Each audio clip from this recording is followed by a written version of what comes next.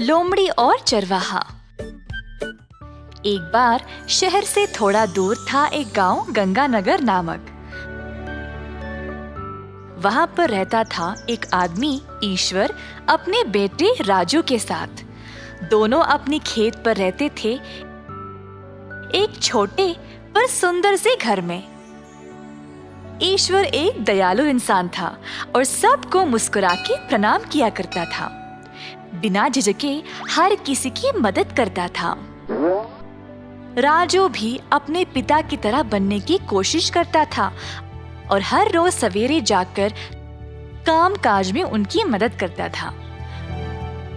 रोज school समय पे जाकर एक दिन ईश्वर खेत में काम कर रहा था जब राजू उसकी ओर दौड़ते हुए आया। राजू की सांसें फूल रही थी। पापू, आपको मेरे साथ तुरंत आना पड़ेगा।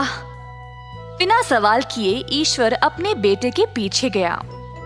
घर से थोड़ा दूर था एक भेड़ों का झुंड जो घेरा में फंस गए और पार नहीं कर पा रहे थे। ईश्वर तुरंत भेड़ों को बचाने गया। उसने आसपास देखा कि किसने इनको ऐसा यहाँ खुला छोड़ा है, पर वहाँ कोई नजर नहीं आया। बापू, आप किसको ढूंढ रहे हो? इन भेड़ों का कोई चरवाहा तो होना चाहिए ना, बस उसी को। बापू, मुझे पता है इनका चरवाहा कौन है, उसका घर भी पता है। आप चलिए मेरे साथ। अच्छा ठीक है, चलो इन भेड़ों को वापस कर दे। राजू और उसके पिताजी ने भेड़ों को लिया और चरवाहा के घर गए। दरवाजा खटखटाया तो अंदर से आई आवाज, दरवाजा खुला है, अंदर आ जाओ। अंदर गए तो राजू और ईश्वर ने एक बूढ़े आदमी को देखा बिस्तर पर, जो बहुत बीमार था। जी, वो आपके कुछ भेड़ घेरा में फंसे हुए थे, तो मैंने उनको वहां से निकाला और बस ले आया। बेटा, बहुत बहुत धन्यवाद। पर मैं कब तक इनका ख्याल रखूं?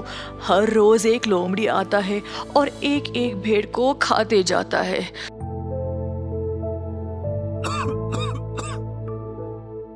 मुझे अब हिम्मत नहीं रही देखभाल करने की। बापू, क्यों ना हम भेड़ों को ले जाएं? जी, क्यों ना आप हमें इन भेड़ों को दे दे, मैं इनकी देखभाल करूंगा अपने खेत पर। ये तो अच्छा है, ले जाओ इनको और सुरक्षित रहना। ईश्वर और राजू भेड़ों को अपने साथ ले गए और एक बड़ा सा घेरा बनाया उनको लोमड़ी से सुरक्षित रखने के लिए। घेरा को अच्छे से जांचा कि अब इसको कोई ना पार कर सके। मजबूत घेरा को देखकर राजू भी खुश हो गया। राजू हंसने कूदने लगा और ईश्वर को भी अपने बेटे को खुश देखकर अच्छा लगा। राजू, मैं शहर जाकर भेड़ों के लिए कुछ ले आऊंगा, तब तक तुम ख्याल रखना भेड़ों का और अपना भी। मैं जल्दी वापस आऊंगा। ईश्वर के निकलने के बाद राजू भेड़ों के साथ खेल रहा था जब अचानक से उसको कुछ आवाज सुनाई दी। राजू को लगा जैसे अभी आवाज और नजदीक आने लगी। उसको समझ नहीं आया कि वह क्या करे और डर के मारे घर के अंदर गया और दरवाजा बंद कर लिया। इसी दौरान ईश्वर भी शहर से वापस आ गया। उसी समय उसने देखा कि लोमड़ी ने एक भेड़ को पकड़ लिया था। उसने भागने की कोशिश की पर उसका पैर घेरा में अटक गया। किसी भी तरह छूटकर लोमड़ी धीरे धीरे ही भागने लगा। ईश्वर ने भी लोमड़ी का पीछा किया।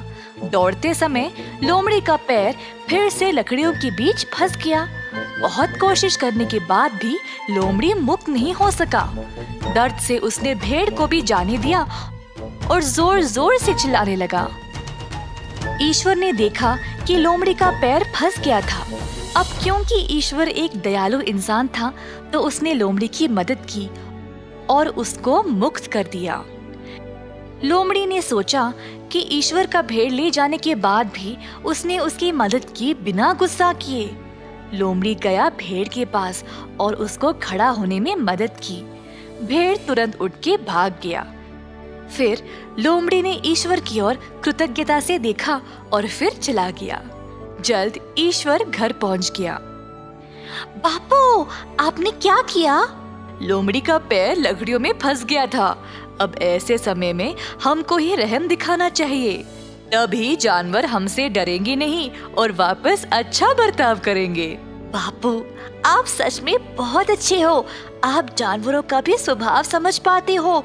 मुझे आपका बेटा होने पर बहुत गर्व है। मैं हमेशा आपके दिखाए गए रास्ते पर ही चलूंगा।